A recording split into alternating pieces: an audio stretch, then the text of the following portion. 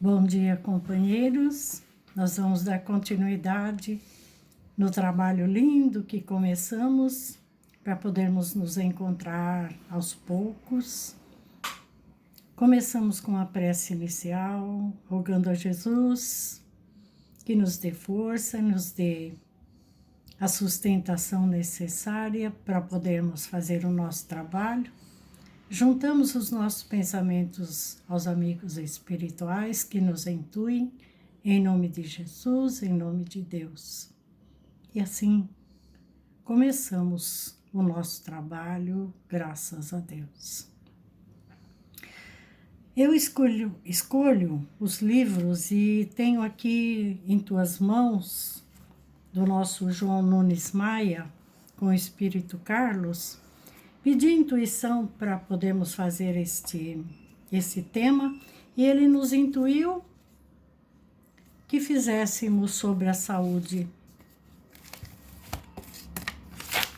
E esse livro, ele antes de cada mensagem, ele traz um provérbio, né? Do livro de Provérbios mesmo. E no tema saúde, ele começa dizendo assim: alguém há cuja tagarelice é como ponta de espada, mas a língua do sábio é medicina. O nosso mundo espiritual, esses espíritos tão educados, né? Eles dizem que tagarelice é quando nós falamos muito, demais e mal. E quando nós mandamos palavras negativas falando de alguém, naturalmente são energias que a gente emana e que, como são nossas, voltam para nós. E o provérbio diz que elas funcionam como ponta de espada. E aí vem a nossa falta de saúde, muitas vezes, a nossa fraqueza, pela fraqueza moral em que nos colocamos. É claro que tudo que falamos vem da mente. Primeiro penso, depois eu sinto, aí eu falo e ajo. Emmanuel diz que para a gente poder falar certo, nós deveríamos parar e pensar, né?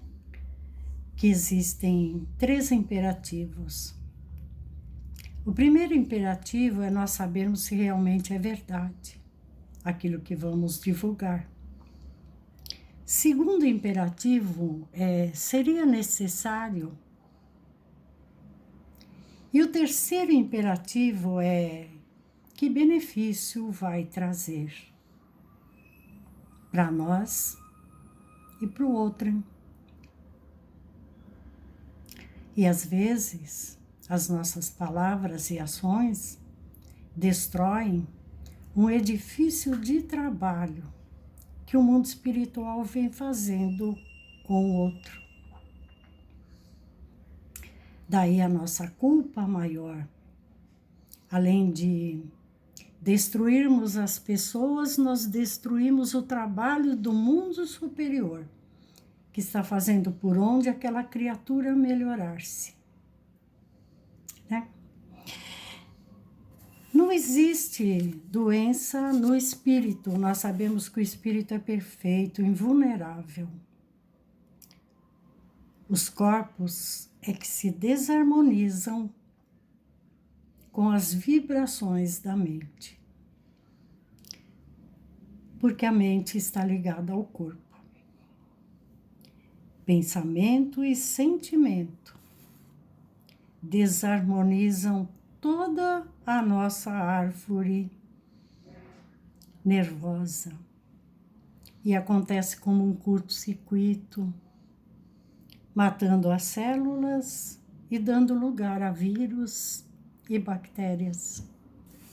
E a gente nem percebe. A nossa Joana de Ângeles, alguém fez uma pergunta para ela sobre o nosso pensamento e eu vou ler. Pergunta 159 do livro Joana de Ângeles responde: o pensamento pode agir sobre o nosso organismo e a nossa saúde? E a nossa Joana de Ângeles, na mediunidade do nosso Divaldo, responde assim: a ação do pensamento sobre a saúde é incontestável. E ela diz ainda, vejamos alguns exemplos. A ansiedade estimula a secreção de adrenalina, que sobrecarrega o sistema nervoso e descontrola. O pessimismo perturba o aparelho digestivo e produz distúrbios gerais. O medo, a revolta, são agentes de úlceras gástricas e duodenais de curso largo. Da mesma forma, a tranquilidade, o otimismo, a coragem são estimulantes que trabalham pela harmonia emocional e orgânica, produzindo salutares efeitos na vida. O homem se torna o que pensa, portanto, o que ele quer. Existem vários ensinamentos dentro do Evangelho e dentro dos livros dos nossos amigos espirituais, que quando nós estudamos a gente aprende. Emmanuel mesmo em Pensamento e Vida diz que o pensamento é o espelho da nossa alma. Portanto, a gente se vê naquilo que pensa. E é certo que o que eu penso, eu sinto. E torna as minhas ações boas ou más. É um conjunto de vibrações que atinge todo o nosso organismo. Mas aprendemos com os amigos espirituais, se nos organizarmos em estudo, a pensar bem, a pensar com o alto, nos ligando a Deus, a Jesus. Toda vez que virmos algo que nos chama atenção e que nós possamos achar não bom, né? Mas temos alguns desafios, trazemos preconceitos mil de vários tempos, né? Estamos crescendo e aprendendo, e é claro que estamos errando ainda. Trazemos em nós algumas células mortas de coisas que fizemos no passado. E por isso trazemos hoje o resultado do que fizemos ontem. Essa é frase de Emmanuel. E para plantarmos um futuro melhor, temos que prestar atenção no que fazemos hoje. E temos que educar a nossa moral, né? Educar o nosso pensamento. Claro que temos pensamentos estranhos, mas precisamos aprender a nos desligar deles. E pensarmos do outro um benefício de luz, para que ele possa ser sempre envolvido em luz, e assim nós o ajudamos a melhorar. Precisamos descobrir e desenterrar o nosso talento de fraternidade, né? Nós sabemos que o talento enterrado é a fraternidade, e ela abrange todo um conjunto de esperança, de caridade, de amor, de renúncia, né? de estudos para que nós possamos crescer.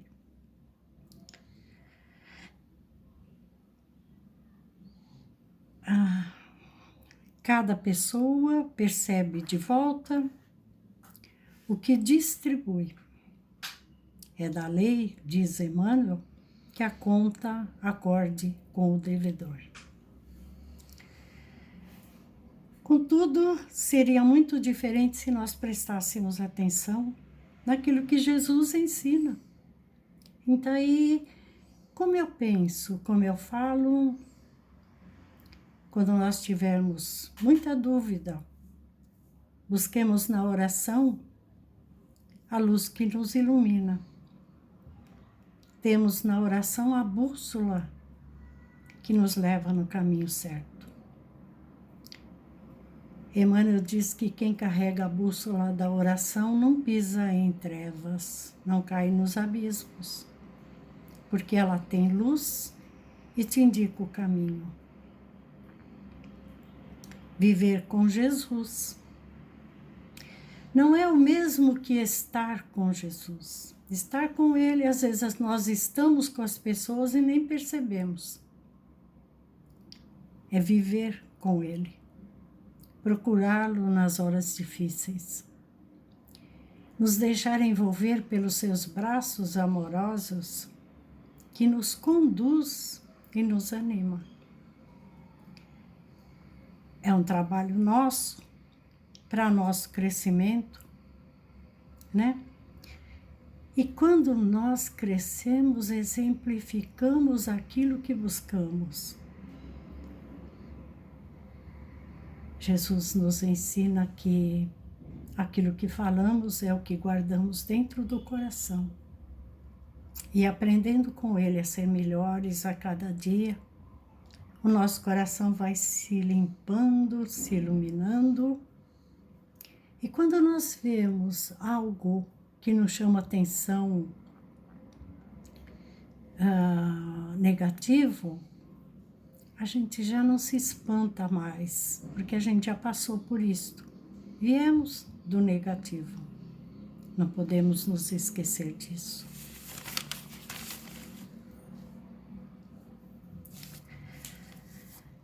André Luiz diz que a dor destroça envoltórios. Sofremos tanto, pisamos tanto em espinhos que paramos para pensar o que está acontecendo, né? E nos esquecemos que Jesus disse: busca, presta atenção no que temos no nosso dia a dia. São lições primorosas que Deus nos permite. E além do busca, ele disse: pede socorro. Mas é preciso que Deus perceba a nossa boa vontade, a vontade de ser consciente, entender, raciocinar e discernir. E ainda ele disse: bate. Certamente Deus nunca vai deixar de abrir os braços. E como filho pródigo, ele nos recebe. Porque ele sabe da nossa boa vontade e a vontade de crescer e de ser melhor a cada dia. Quando a dor, a doença e outros males nos fizerem entender que estávamos no caminho errado, começamos a crescer, entendendo que o caminho muda.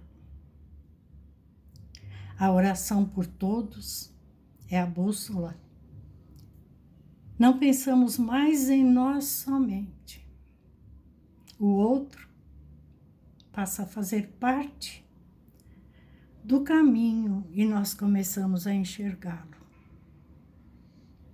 Oramos por ele, buscamos luz para nós e para todos, num trabalho fraterno que muda primeiro a nossa vida e conseguimos, com os nossos exemplos de amor e de luz, talvez começar um trabalho ajudando o plano espiritual a mudar a vida de muitos.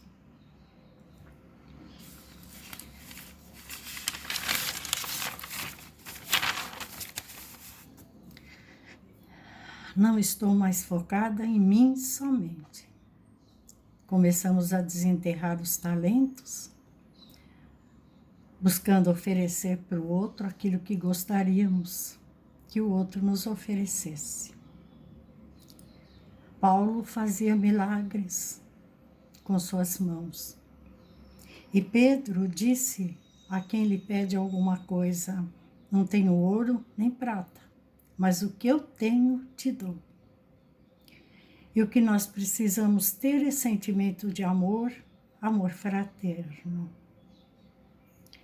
Procurar fortalecer a nossa moral, ser indulgente, usar a nossa inteligência para que ela cresça com honestidade, honestidade íntima, porque Deus está vendo o que temos por dentro.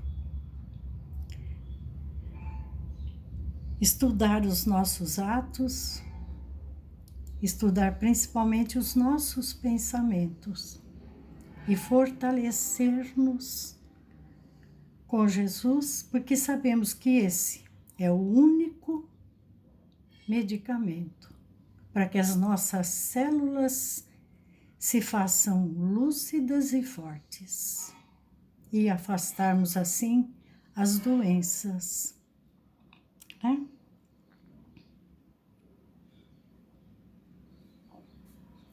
Esse era o nosso tema que gostaríamos de passar para todos vocês. E como na nossa doutrina aprendemos, fazemos vibrações por todos os nossos irmãos em humanidade, levando luz a cada canto do nosso planeta, tão doente, doente de amor. Levamos luz, Senhor, em cada coração, em cada mente.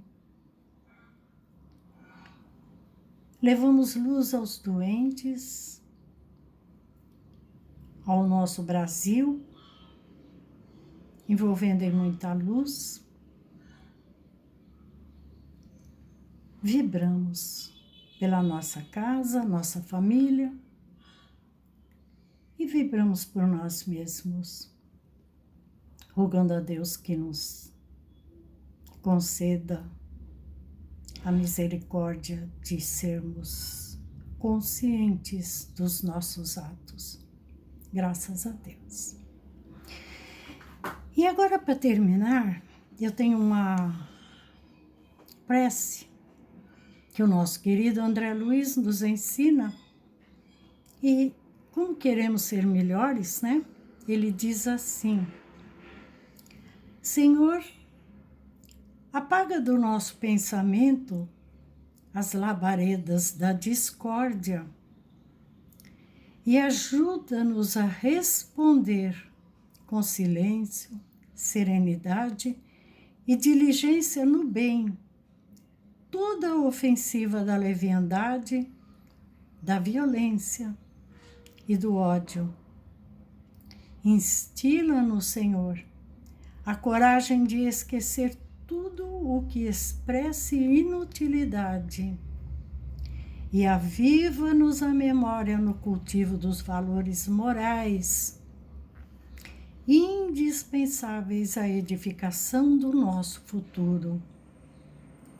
Não nos deixe hipnotizados pela indiferença e que a fraternidade, a ordem, a compreensão e o respeito nos presidam as tarefas de cada dia, em teu nome. Assim seja. Graças a Deus.